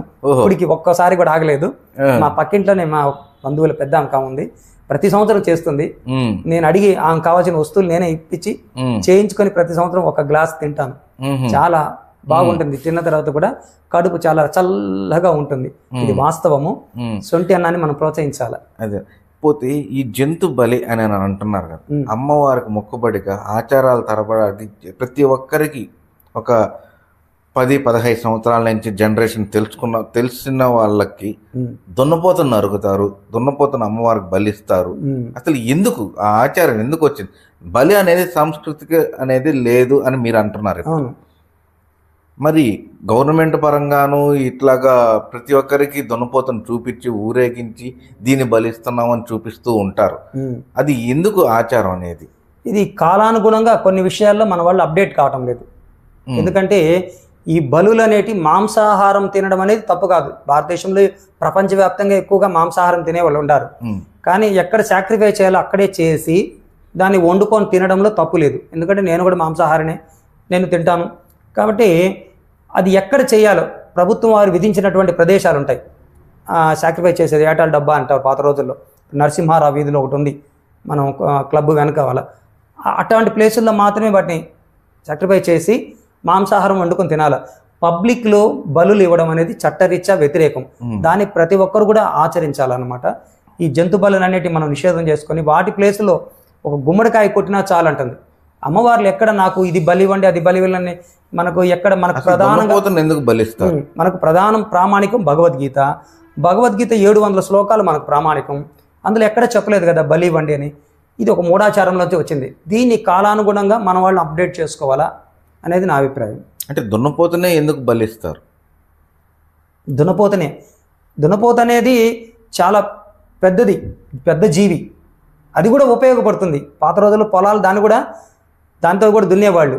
కానీ అమ్మవారు ఒక శక్తి స్వరూపం, దున్నపోత ఒక శక్తి స్వరూపం లాగా వస్తుంది, శక్తి స్వరూపం లాగా వస్తుంది. దాన్ని బలి చేస్తే ఆ శక్తి చల్లబడుతుంది అన్న ఒక మూఢ విశ్వాసం నుంచే వచ్చింది అది కూడా. అంతేగాని ఈ బలులు అనేది మంచి పద్ధతి కాదనేది నా అభిప్రాయం. పోతే చాటింపు అనేది వేస్తారు, 3 సార్లు చాటింపు వేస్తారు. అంటే ఆ చాటింపు వచ్చే జాతరగా వచ్చే బుధవారం కాక అవతల బుధవారం చాటింపు వెంకటగిరిలో జాతర చేస్తారు అని చెప్పి చాటింపులు వేస్తుంటారు. ఆ చాటింపు అనేది ఎందుకు వేస్తారు అసలు? మంచి ప్రశ్న. మనకు పూర్వపు రోజుల్లో ఈ మైక్ సెట్లు, యూట్యూబ్లు, మీడియా, ప్రింట్ మీడియా కావచ్చు, ఎలక్ట్రానిక్ మీడియా కావచ్చు లేదు. ఒక్కటే మన మీడియా విలేకరులు ఎవరంటే ఆసాది వారు. ఈరోజు మీరు సునీల్ గారు అనేవారు జేపీ న్యూస్ పెట్టినారు. అలా ఆసాది వాళ్ళే ఆ రోజుల్లో ఉండేవాళ్ళు. వారు తప్పెట దండోరాతో మొత్తం ఊరంతా కూడా తెలిపేవారు. దాన్ని మీడియా ఇంటిమేషన్ అని ఇంగ్లీష్లో ఇప్పుడు చెప్పుకుంటున్నాం, మీడియా అని ఇప్పుడు చెప్పుకుంటున్నాం. దీనికి ముందు విలేకరులు అని చెప్పుకునేవారు. దానికి ముందు చాటింపు ఆ పదమే. ఇక్కడ ఈ జాతర విషయానికి వస్తే మన పూర్వీకులు ఏం చేశారంటే వినాయక చవితి పండుగ జరిగిన 3వ బుధ గురువారాలు మనం ఈ జాతర జరుపుకోవాలని వాళ్ళు ఎందుకు ఒక ప్రామాణికం తీసుకున్నారు, ఒక అనాలిసిస్ చేసుకున్నారు. వాతావరణం కావచ్చు, పరిస్థితులు కావచ్చు, మిడిలో వచ్చే ఈ దసరా పండుగకి వినాయక చవితి పండుగ మళ్ళీ డిస్టర్బెన్స్ కాకుండా ఒక ప్లాన్ చేసుకున్నారు. ఈ 3 వారాల ముందు ఇది ఎంత తెలియచేస్తే జాతర అనేది ఒక పెద్ద క్రతువు. ఇళ్లల్లో పాత రోజుల్లో జాతర అంటే ఆ రోజులంతా కూడా ఈ మట్టితో కట్టిన కట్టడాలు ఇల్లు ఉండేది. ఈ వర్షాకాలంలో వచ్చేది జాతర కూడా. వర్షాలు అంటే మనకు పూర్వపు రోజుల్లో ఆగస్టు సెప్టెంబర్లో భారీగా వర్షాలు పడిపోయేవి. ఈ వర్షాలకి ఇళ్ళన్నీ కూడా దెబ్బతినేటివి, గోడలన్నీ పగిలిపోయేటివి, మట్టి గోడలు. ఈ పండుగకు ముందు అందరూ మళ్ళీ ఆ మట్టిని బాగా తొక్కించుకొని మట్టి మళ్ళీ ఇళ్ళకంతా పూసుకొని ఎగిరిపోయిన కప్పులన్నీ కప్పుకొని వాటికి సున్నాలు కొట్టుకొని ఇల్లునంతా చక్కగా అలంకరించుకోవాలంటే ఒక 10-15 రోజులు టైం పడుతుంది. అందువల్ల ఏం చేశారంటే మన పూర్వీకులు ఈ జాతరకి వినాయక చవితి అయిన మొదటి బుధవారం రాత్రి ఒక చాటింపు ఇంటిమేషన్ ఇవ్వడం. చాటింపు అంటే ఇంటిమేషన్ పంపిస్తారు చాటు ద్వారా, ఆసాది వారి తప్పెడ ద్వారా, పలాని రోజు అమ్మవారు వస్తుంది, దానికి మీరు సిద్ధమైంది. ఇప్పటి నుంచి శుభకార్యాలు మారేయండి. శుభకార్యాలు ఎందుకు మానేయమన్నారంటే మీరు ఆ వ్యాపకంలో పడితే జాతర సరిగా నిర్వహించలేరు. జాతర అనేది ఎందుకంటే ముందు మీ ఇల్లుని శుభ్రం చేసుకోండి. మీ ఇల్లు పడిపోయి ఉంటుంది, అప్పుడంతా మట్టి కట్టడాలే ఉండేది పూర్వ రోజుల్లో వెంకటగిరిలో. మా చిన్నతనంలో కూడా అవే ఉండేది 90%. ఇప్పుడు ఇంకా మన 100 సంవత్సరాల ముందు ఎట్లా ఉండేది, మట్టి కట్ట ఆ ఇల్లుని తిరిగి కప్పించుకునేవాళ్ళు. మీ ఇంటికి కావాల్సిన సరుకులన్నీ జాగ్రత్త చేసుకునేవాళ్ళు. జాతరకి బంధువులందరూ వస్తారు, మీరు పెళ్లిళ్ళు గృహప్రవేశాలు చేసుకుంటే దాని మీద వెచ్చించాల్సి వస్తుంది ఆర్థికంగా. జాతర వైభవంగా జరుపుకోలేము. అందుకని ఈ జాతరలో ఈ చాటింపు కాలంలో శుభకార్యాలు జరపవద్దు అని ఒక నిషేధం పెట్టేశారు.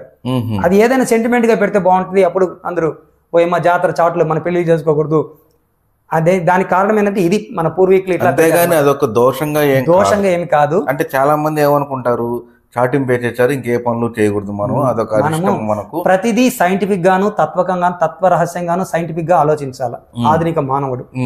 ఆలోచించి, ఎందుకంటే పూర్వీకులు చేసినట్టన్నీ మన మంచి కోసమే, పద్ధతులు పెట్టినట్టన్నీ మన మంచి కోసం పెట్టారు. ఆ పద్ధతులు మనం ఆచరించడం ఇప్పుడు కూడా విధి. కాబట్టి ఇప్పుడు కూడా మధ్యతరగతి కుటుంబాలు, బిలో మధ్యతరగతి కుటుంబాలు ఉన్నారు. వాళ్ళు పెళ్లిళ్ళు గృహప్రవేశాలు చేసుకుని డబ్బులంతా వాటి మీద పెట్టేస్తే రేపు వచ్చే జనాన్ని ఆదరించలేరు కదా, అప్పుడు మళ్ళా ఇబ్బంది అవుతుంది. అందువల్ల ఈ 2 వారాలు మీరు అన్ని పక్కన పెట్టి మీ కాన్సన్ట్రేషన్ అంతా జాతర మీద పెట్టండి. దానికోసం అది పెట్టి చాటింపు పెట్టి అర్ధరాత్రి పోలేరు అమ్మవారు వస్తున్నారని ఊరు ఎప్పుడైతే రాజాగారు అన్ని దిక్కుల్లో పోలేరమ్మని స్థాపించారో ఆ ప్రదేశాలకంతా కూడా చాటింపు వేసి జనం అంతా కూడా ఇళ్ల నుంచి బయటకు వచ్చి విని చేతులు కట్టుకున్నా. మనం పాత సినిమాల్లో చూస్తాం, పాత ఆడబైరు లాంటి సినిమాల్లో కూడా ఏదైనా తప్పిట మోగుతూ ఉంటే అందరూ ఇళ్ల నుంచి వచ్చి అట్లా చూస్తారు. మనం సినిమాలో చూడాల్సిందే. అట్లా ఆనాడు ఈ మనకు టెక్నాలజీ లేదు కాబట్టి వీడియోలు ఇప్పుడు పాత సినిమాల్లో చూడాల్సిందే. అట్లా చాటింపు ద్వారా తెలుసుకునేవాళ్ళు అనమాట. ఈ చాటింపు ద్వారా ఈ జాతర గురించి తెలుసుకొని తర్వాత మొదటి బుధవారం ఒక చాటింపు వేసి 2వ బుధవారం ఒక చాటింపు వస్తుంది. 3వ బుధవారం రోజు మనకు బుధవారానికి ముందు ఘటోత్సవము అని కూడా జరుపుతారు. ఘటం అంటే కొండ, మట్టి కొండ. ఈ మట్టి కొండలో ఈ యొక్క పెరుగన్నము, సద్యాన్నము, వేపాకు, పసుపు కుంకులు పెట్టి ఇవన్నీ కూడా కూలింగ్, బాగా కడుపుని కూల్ చేస్తాయి కదా. అంటే ఆ కొండలు ఎత్తుకొని ప్రతి ఒక్కరి ఇంటికి వెళ్ళి పూజలు చేయించుకొని, దున్నపోతను తీసుకొని వెళ్ళి పూజలు చేయించుకొని ఆసాదాలతో పాటు వెళ్తుంటారు. అసలు ఏంటి అది కూడా ఒక విశ్వాసమే, ఒక ప్రగాఢ విశ్వాసమే. సాక్షాత్తు దాంట్లో ఉండేటి చల్లటి పదార్థాలు కడుపు తింటే కూడా చల్లగా ఉంటుంది. మా కుటుంబం కూడా చల్లగా ఉండవాలన్న ఒక తత్వమే, అందులో ఒక విశ్వాసమే.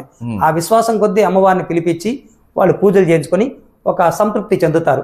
ఏదైనా మనిషిని ఒక స్థాయికి తీసుకెళ్లాలన్నా, ఒక ఆరోగ్య రహస్యం చేయాలన్నా ముందు అతనికి తన మీద వివేకానంద స్వామి చెప్తాడు, నీకు 3 కోట్ల మంది దేవతల మీద నమ్మకం ఉన్నప్పటికీ నీ మీద నీకు నమ్మకం విశ్వాసం లేకపోతే నీ జీవితం వృధా అంటారు. మన మీద మనకు ఒక విశ్వాసాన్ని, నమ్మకాన్ని కలిగించే ప్రక్రియ ఇవన్నీ కూడా. మన మీద మనకు ఒక విశ్వాసాన్ని కలిగించే ప్రక్రియ. ఆ విశ్వాసంతోనే మనిషి క్యాన్సర్లైనా జయించగలుగుతాడు, ఎటువంటి రోగాలన్నా కూడా జయించగలిగి ఆర్థికంగా ఆ దివాళాలో ఉన్నవాడు కూడా ఉన్నత స్థాయికి ఎదగడానికి ఒక ప్రగాఢ విశ్వాసమే అతన్ని రూపాయి నుంచి కోటీశ్వరుని కూడా చేయగలుగుతుంది. ఆ విశ్వాసాన్ని కలిగించే పద్ధతులే ఇవన్నీ కూడా. అంటే అదొకటి. అమ్మవారి కుండలు ఇప్పుడు ఘటోత్సవం లాగా తీసుకెళ్ళి ప్రతి ఒక్కరి ఇంటికి వెళ్తా ఉండేటప్పుడు ఈ జనాలు ఆ కుండల మీద పడిపోవడం, వాటి మీద ఏదో తెలియని శక్తి ఉందని అనుకోవడమో, లేకుంటే ఆ కుండలను తాకితే పుణ్యం వస్తుందని అనుకోవడమో అయితే వాటిని పగలగొట్టడం కూడా చేసేస్తున్నారు. అలాంటి పగలగొట్టే వాటిలో చేయడంలో అరిష్టం అంటారా, లేదంటే ఇదేమన్నా ఏమి పర్వాలేదు అని అంటారా? అరిష్టం అంటే అరిష్టమే అని చెప్పాలా. ఎలా అంటే అరిష్టం అంటే ఏదైనా సరే మన ఇంట్లో ఒక మంచి గాజు వస్తువు కెమెరా ఉంది, కెమెరాని తీసుకెళ్లి కింద పడేస్తే ఏమవుతుంది, ఓ 10,000, 20,000, 30,000 పెట్టుకున్నా, 1,00,000 రూపాయలు పెట్టి కూడా కొంటారు. నష్టమే కదా. మానసికంగా కూడా నష్టమే కదా, మనసుకు కూడా నష్టమే. అయ్యో 1,00,000 రూపాయలు పెట్టానే, ఇలాంటి మనసుకు ఇబ్బందే కదా. కాబట్టి అన్ని మనసుకు ఇబ్బంది పెట్టేటి.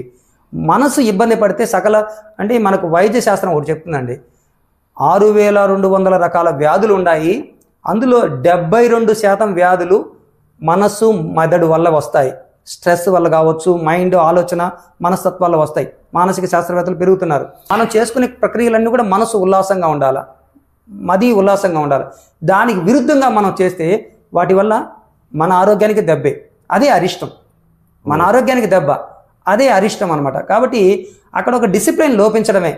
దాన్ని తాకాలని, నేను వీడియో తీసుకోవాలి, నేను సెల్ఫీ తీసుకొని మా వాళ్ళందరికీ పెట్టాలా, అక్కడ అది భక్తి కాదు, అది ఒక మెప్పు కోసం చేస్తున్నారు తప్ప వెంటనే సెల్ఫీ చేసిద్దా నేను ఫోటో తీసుకున్నాను, ఇది చాలా తప్పు, చాలా తప్పు. మన పద్ధతిగా కానీ మనందరం ఒక డిసిప్లిన్గా చేస్తే ప్రపంచవ్యాప్తంగా మనకు మన ఊరికి మంచి క్రమశిక్షణతో చేశారంటే ప్రభుత్వం వారు కానీ అందరూ కూడా మనకు సహకరిస్తారు మంచిగా. ప్రపంచ దేశాల్లో ఉండే మన వెంకటగిరి వాళ్ళందరూ కూడా సహకారం అంతే. అయ్యింది ఆ చిల్లర మల్లర జాతర అలాంటి చెడ్డ పేరు యువత తీసుకురాకూడదని నేనైతే ప్రార్థిస్తున్నాను. ఆ ఘటం కుండల్ని అక్కడి నుంచి అమ్మవారి దగ్గర నుంచి తీసుకొని వచ్చినప్పుడు ఫస్ట్ రాజాగారు నివాసానికి వెళ్తాయి. అక్కడి నుంచి మళ్ళీ ఇంకో దగ్గరికి తీసుకొని వస్తారు. అక్కడ ఏదో పూజలు చేస్తారు, రాజావారే వచ్చి పూజలు చేస్తారు. వంటశాల ఏంటది? అది వారి వంటశాల ఉంది ఇక్కడ పాత రోజుల్లో. ఇప్పుడు మనకు మన ఏబిసి స్కూల్ అన్ని ఉన్నాయి అక్కడ. వాళ్ళ పూర్వపు రోజుల్లో వాళ్ళ వంటశాల ఉండేది. ఆ వంటశాల దగ్గర మామూలు తయారు చేయాలి అక్కడ పదార్థాలన్నీ. అక్కడ కూడా తీసుకురావడం అది పూర్వపు రోజుల్లో ఒక సంప్రదాయం పెట్టుకున్నారు. ముందు రాజాగారి కోటలో, ఆ తర్వాత అనాదిగా జాతర సేవలో పాల్గొంటూ ఉన్నారు కొంతమంది కుటుంబాలు. వాళ్ళ జీవితం అంతా కూడా ఒక 4-5 రోజుల పాటు వాళ్ళ సొంత పనులన్నీ పక్కన పెట్టి ఆ జాతర పనులలో ఉంటారు. అటువంటి కుటుంబాలు కొన్ని ఉన్నాయి వెంకటగిరిలో. వాళ్ళు సంప్రదాయం ప్రకారం, ఆ అనాదిగా వస్తున్న ఆచారం ప్రకారం వాళ్ళ ఇంట్లో కూడా ఘటం కొండలు దించుకొని టెంకాయ కొట్టి పూజ చేసుకుని పంపించే సంప్రదాయం ఇప్పటికీ కొనసాగుతుంది. అంటే మొట్టమొదటి వాళ్ళ ఇళ్ళకే వెళ్తాయి, ఆ తర్వాత కొరవందర ఇళ్ళకే వెళ్తాయి అంతే. అదొక సెంటిమెంట్. అంటే అనాదిగా వస్తున్న వాళ్ళు, ఎందుకంటే ఆ జాతర కోసం వాళ్ళు కొంత సమయాన్ని కావచ్చు, ధనాన్ని కావచ్చు, శ్రమని కావచ్చు వెచ్చించిన వాళ్ళందరూ కూడా పూర్వపు రోజుల్లో. అలా అంటే ఈ ఘటం కుండలు ఆ ఇంటికి వెళ్తే పోలేరమ్మ వస్తుందా, పోలేరమ్మ మా ఇంటికి కూడా వచ్చిందని ఒక సంతృప్తి, ఒక విశ్వాసం. అది ఎంతవరకు నిజం అంటారు? అది ఒక విశ్వాసం అంతే, ఒక ప్రగాఢ విశ్వాసం అంతే. ఆ విశ్వాసంతోనే వాళ్ళు ఆనందంగా జీవించగలుగుతారు అంతవరకే. అంటే ఈ పోలేరమ్మ ఘటం కుండలు కూడా 3 రోజుల పాటు 4 రోజుల పాటు తిరుగుతూనే ఉంటాయి. ఆదివారం, సోమవారం, మంగళవారం తిరుగుతాయి, బుధవారం కూడా తిరుగుతాయి. బుధవారం మడిభిక్షాలు అనే ప్రోగ్రాం వస్తుంది, కార్యక్రమం. మడిభిక్షాలు అంటే చూడండి, చాలా అద్భుతమైన కాన్సెప్ట్ అందులో, చాలా అద్భుతం. పిల్లల చేత ఇంటింటికి వెళ్ళి పోలేరమ్మ మడిభిక్షం పెట్టండి, పోతురాజు టెంకాయ కొట్టండి, పగలకపోతే మా నెత్తిన కొట్టండి అని ఒక భిక్షం అడుగుతారు. ఆ పద్యం అడిగి ఆ బియ్యం అడుగుతారు. ఆ బియ్యం అంతా ఏం చేస్తారు, తిరిగి ఆసాది వారికి అందిస్తారు. ఆసాది వాళ్ళు అంటే చాలా నిరుపేదలు, వాళ్ళు చాలా నిరుపేదలు. ఆసాది వారికి అందిస్తారు. అక్కడ ఒక కమ్యూనికేషన్ స్కిల్స్ పెంచడం పిల్లల్లో. ఈ మధ్య ఒక మన బివి పట్టాభిరామ్ గారు రాసిన పుస్తకం అనుకుంటా, వివేకానంద దాంట్లో రాస్తున్నారు. భారతదేశంలో అంట ఐఏఎస్, ఐపీఎస్, ఐఆర్ఎస్ లాంటి చదువులు కేవలం 7% మాత్రమే సెలెక్ట్ అవుతున్నారు. ఈ 7%లో కూడా ఏంటంటే ఆ ఉద్యోగమే కాదు, ఏ ఉద్యోగానికైనా సరే బాగా రాత్రి బొగులు విద్యార్థులు కష్టపడి చదువుతున్నారు. చదివి రిటర్న్ టెస్ట్ పెడితే 100కి 100 మార్కులు వస్తున్నాయంట. తిరిగి ఓరల్ టెస్ట్కి వెళితే ఇలాంటి వాళ్ళు ఇంటర్వ్యూలు చేస్తే చెప్పలేక భయపడిపోతూ మాట తడబడిపోవడము, చెమట కారిపోవడము, ఒక ఇన్ఫాక్టీ ఫీల్ కావడము, ఒక తడబాటు వచ్చేసి చెప్పాల్సింది కూడా కరెక్ట్గా చెప్పలేక అక్కడ ఎగ్జామ్ 73% ఫెయిల్యూర్ అవుతున్నారట. అది ఒక రకమైన ఫోబియా, భయం. 10 మందిలో మాట్లాడే అలవాటు లేకపోవడం, చిన్నప్పటి నుంచి 10 మందిలో కలిసి తిరగడం అలవాటు లేకపోవడం, ఎప్పుడు పుస్తకాలు, మార్కులు. ఇది చాలా తప్పు. అందువల్ల పిల్లల్ని చిన్నతనం నుంచి కూడా సాంస్కృతిక కార్యక్రమాలు పార్టిసిపేట్ చేయాలి. 80% చదువులకు ఇచ్చిన 20% వాళ్ళు స్పోర్ట్స్ కావచ్చు, గేమ్స్ కావచ్చు, కల్చరల్ యాక్టివిటీ కంపల్సరీగా ఇన్వాల్వ్ చేయాలి. ఒక విద్యార్థి ఒక వేదిక మీద అనర్గళంగా శ్లోకాలు, పద్యాలు చెప్తున్నాడు అనుకోండి, పాటలు పాడుతున్నాడు అనుకో, అతను ఇన్ఫాక్టీ కాంప్లెక్స్ పోతుంది. ఎంత పెద్ద ప్రొఫెసర్ వచ్చినా కానీ ఇంటర్వ్యూ చేసినా అనర్గళంగా చెప్పే అలవాటు వచ్చేస్తుంది. అప్పుడు ఏ ఇంటర్వ్యూ అయినా సరే టక చెప్పేయగలుగుతారు. ఈరోజు నేను టీచింగ్ ఫీల్డ్లో ఉన్నాను కాబట్టి నేను చెప్పగలుగుతున్నాను. లేదంటే నా వల్ల కాదండి, నాకు మైక్ అంటే భయం అండి, నాకు మైక్ ఫోబియా అనండి, మీకు దండం అండి చెప్పేస్తారు. అలాగే వస్తారు చాలా మంది కూడా. ఇప్పుడు మీరు అన్న దాంట్లో కూడా ఒక చిన్న వాక్యంలో కూడా ఒక చిన్న డౌట్ వచ్చింది నాకు. ఆసాదులు పని బాటలో అని అంటారు. అసలు వాళ్ళు చేయాల్సిన పని ఏంటి? పోలేరమ్మ వాళ్ళ అవసరం ఏముంటుంది? వాళ్ళు గ్రామీణులు అండి, జానపదులు అంటారు. వాళ్ళు కూడా త్యాగజీవులే. ఎందుకంటే వాళ్ళు చాలా పేదరికంలో ఉన్నప్పుడు కూడా ఆ విద్యని, తప్పెట విద్యని నేర్చుకొని, చాటింపు విద్యని నేర్చుకొని, మీడియా ఇప్పుడు మనం విలేకరులు అంటాం, ఎలక్ట్రానిక్ మీడియా, ప్రింట్ మీడియా అంటాం. అప్పుడు పాత రోజుల్లో వాళ్ళే మనకు విలేకరులు. వాళ్ళు ఆ అమ్మవారికి వచ్చి వాళ్ళు అమ్మవారికి సంబంధించిన కొన్ని పాటలు నేర్చుకొని, జానపదులు కదా బాగా పాటలు నేర్చుకుంటారు, రైతు కూలీ పాటలు అట్లాంటివి బాగా చక్కగా నేర్చుకుంటారు వాళ్ళు గ్రామీణ ప్రాంతాల్లో. ఇప్పటికీ నేర్పేవాళ్ళు ఉన్నారు. ఆ పాటలు నేర్చుకుని ఆ కళని ప్రదర్శిస్తూ ఉంటారు. వాళ్ళు జీవన భృతి కోసం చేస్తూ ఉంటారు. పాత రోజుల్లో ఆసాదులు, దాసర్లు మనకు పండగకు వచ్చేవాళ్ళు అనమాట. ఈ యొక్క తంబూరా పట్టుకొని. అవునులేండి, ఇప్పుడు కనుమరుగైపోయి వాళ్ళందరినీ ప్రోత్సహించాల్సిన బాధ్యత ఉంది. ఈ పిల్లల దగ్గర దండినటువంటి డబ్బులు కావచ్చు, ఇవన్నీ కూడా వాళ్ళకి ఇస్తారన్నమాట. ఈ పిల్లల్లో ఏమవుతుందంటే, మనము కష్టాల్లో ఉన్నప్పుడు పేదవాళ్ళకి సహాయం చేయాలని ఒక మంచి గుణం అలవడుతుంది. ఇప్పుడు ఈ మధ్య కరోనా చాలా సమస్యలు ఎదుర్కొని చాలా కుటుంబాలు దీనంగా ఆకలితో అల్లాడారు. మన కళతో చూసాం ఇటీవల కాలం. అలాగే వరదలు వచ్చినప్పుడు, తుఫాన్లు వచ్చినప్పుడు, భూకంపాలు వచ్చినప్పుడు మనం ఏం చేయాలా? ఎవరు చాలా పనికి పోలేక దీనావస్థలో ఉన్న వాళ్ళు ఉన్న వాళ్ళ దగ్గర కొంత సేకరించి వాళ్ళకి పంచి వాళ్ళని కూడా 3 పూట్ల తినేటట్టు చేయాలి. అది మన ధర్మం. ఈ ధర్మ గుణాన్ని పిల్లలకి అలవాటు చేయాలి. చిన్నతనం నుంచి అలవాటు చేయాలి. కష్టాల్లో ఉన్న వారికి మన వంతు కొంత సహకారం అందించాలా. స్వామి వివేకానంద ఒక మాట చెప్తారు, నువ్వు దేశమంతా చేయనక్కర్లేదు, నీ ఇంటి కిటికీ తలుపు తిరుగు, కిటికీ తలుపు చుట్టూనే కనిపిస్తారు కొంతమంది పేదవాళ్ళు, వాళ్ళ వరకు చెయ్యి, నీ పరిమితి వరకు. అలా మన పిల్లలు కూడా ఆ వీధి మొత్తం తిరిగి దండి ఆ ఆసాది వాడికి ఇస్తారు. రేపు పెద్ద అయిన తర్వాత కూడా ఏం చేస్తాడు? ఆ వీధిలో ఒక కరువు కాటం వచ్చినా, ఒక తుఫాన్ వచ్చినా, కరోనా లాంటిది వచ్చినా, ఏ సమస్య వచ్చినా కానీ ఉన్నవాళ్ళ దగ్గర కొంత కలెక్ట్ చేసి ఆ పేదవాళ్ళకి పంచే ఒక మంచి గుణం అనేది అక్కడి నుంచి అలవాటు అవుతుంది. లేదంటే నాకెందుకులే, నా చిన్ని పొట్ట శ్రీరామలక్ష్మణ్ తలుపులు వేసుకుని కూర్చుంటారు. ఇది మంచి పద్ధతి కాదు. అందువల్ల చిన్నతనం నుంచి ఈ గుణాన్ని అలవాటు చేయడానికి ఈ మడిభిక్షాలు అనే ప్రోగ్రాం 1 అలా ఉపయోగపడుతుంది. 2 తనకు తానుకు ఉపయోగపడుతుంది. ఎలా? 10 మందితో కమ్యూనికేషన్ స్కిల్స్ పెరుగుతాయి. 10 మందిలో ఎలా మాట్లాడాలా, ఎలా బిహేవ్ చేయాలా. దీనివల్ల భవిష్యత్తులో వాళ్ళు పెద్ద పెద్ద ఇంటర్వ్యూలకు వెళ్ళినప్పుడు కూడా అవలీలగా ఇంటర్వ్యూలు చేయగలుగుతారు. ఎందుకంటే 4 ఇళ్ళ దగ్గర మీరు మాట్లాడే ధైర్యం వచ్చేసింది. ఈ ఒక మంచి కాన్సెప్ట్ ఇది, పోలేరమ్మ మడిభిక్షం పెట్టందని. అందువల్ల పిల్లల్ని ఎంతలో ఏదో కోళ్ళ ఫారంలో కోళ్ళు పెంచినట్టు పెంచకూడదు, బంధించేసి వాళ్ళు కొంచెం స్వేచ్ఛ, మంచి స్వేచ్ఛ, చెడు స్వేచ్ఛ కాదు, మంచి స్వేచ్ఛ ఇచ్చి ఇటువంటి మంచి కళలకి ఎంతమైన ఉన్నతమైన స్థాయి వాళ్ళైనా సరే పంపించాలి. పంపిస్తేనే వాడు రేపు పెద్ద పెద్ద ఇండస్ట్రియలిస్ట్ కాగలుగుతాడు, 10 మందికి ఉద్యోగాలు ఇవ్వగలుగుతాడు, లేదా తన పొట్ట వరకు తాను చూసుకుని చిరుద్యోగిగా ఉండగలుగుతాడు. ఇలాంటి కమ్యూనికేషన్ స్కిల్స్ మనం పెంచగలిగితే ఓ 10,000 మందికి ఉద్యోగాలు ఇచ్చేంత స్థాయికి ఖచ్చితంగా ఎదగలిగే స్తోమత మనం ఇక్కడి నుంచి ఇటువంటి ద్వారా బీజం వేయాలి.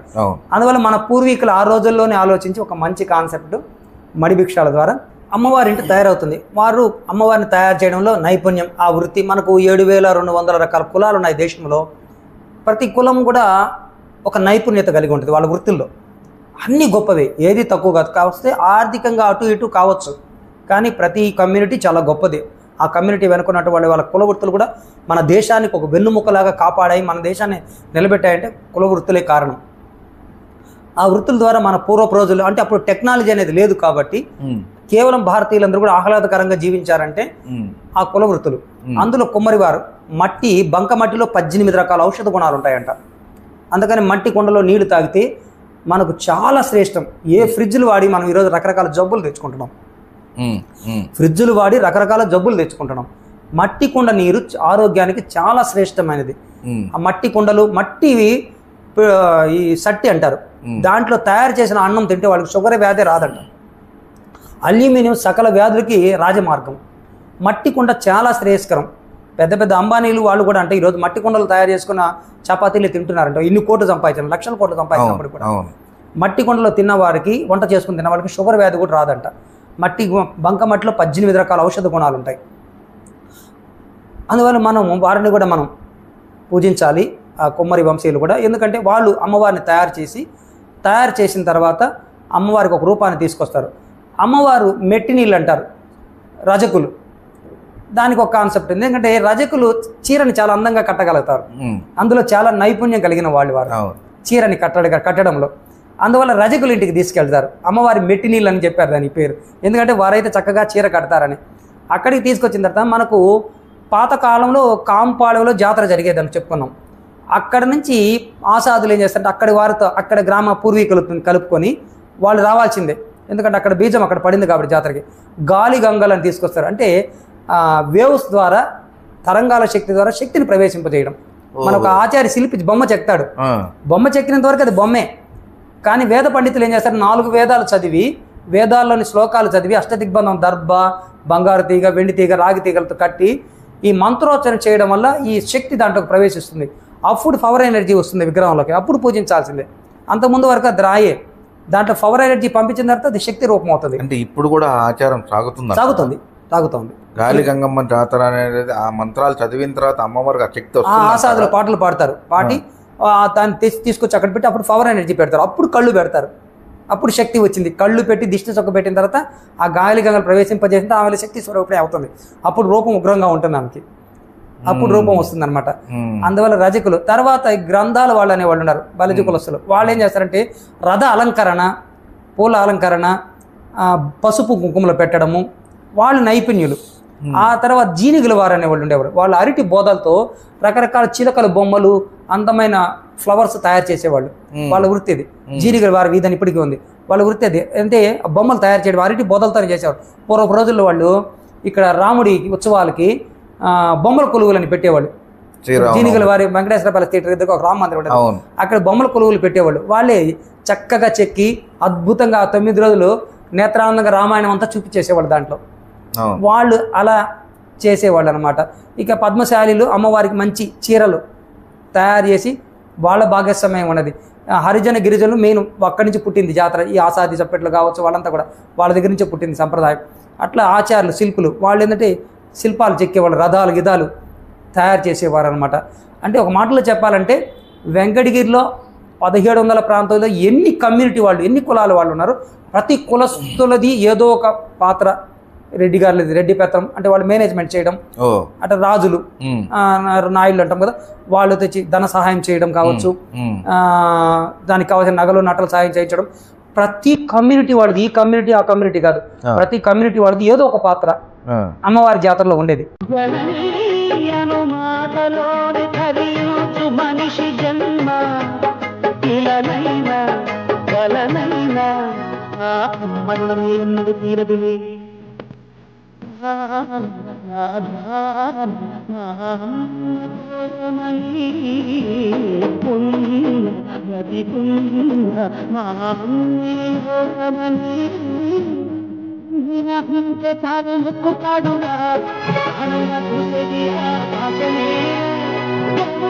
ఎదిరిస్తాను, కాలాన్నైనా శాసిస్తాను, అమ్ముంటే చాలంట అండగా. అమ్మా అమ్మ మాయమ్మ, అమ్మంటే నేను బొమ్మ, చల్లంగా చూడవమ్మ. నేను బంగావమ్మ, ముక్కు దైవం నీ బొమ్మ.